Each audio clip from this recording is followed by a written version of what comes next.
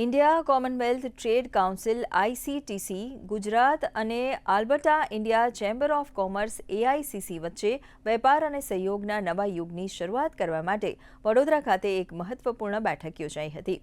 ICTC ગુજરાતના અધ્યક્ષ Viral Chaudhary, AICC India ચેપ્ટરના president Vandana Shrivastava, Alberta India Chamber of કોમર્સના વ્યૂહાત્મક સલાહકાર ભાવેશભાઈ ઠાકોર અને અન્ય પ્રતિષ્ઠિત ઉદ્યોગ સાહસિકો તથા સલાહકારો ઉપસ્થિત રહ્યા હતા. ઉર્જા અને કુદરતી સંસાધનો, કૃષિ ક્ષેત્રે ઉત્પાદન અને ઉદ્યોગ, શિક્ષણ સહિત તબીબી ક્ષેત્રે વ્યાપ માટે વિચારણા કરાઈ હતી. આ ભાગીદારીથી કેનેડા અને ભારત વચ્ચેના વ્યાપારી સંબંધોમાં પારદર્શિતા અને વિશ્વાસ વધશે, જે બંને દેશોના આર્થિક વિકાસ માટે નિર્ણાયક સાબિત થશે.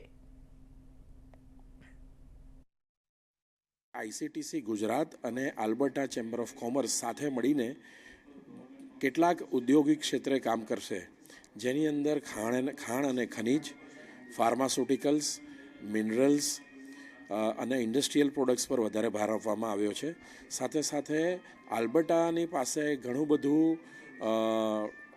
નેચરલ રિસોર્સ છે, તો એ ક્ષેત્રે પણ આગળ જતાં ભારતને કેવી રીતે નેચરલ રિસોર્સિસ ઉપલબ્ધ કરાવવામાં આવે એ દિશામાં પણ આપણે કામ કરીશું.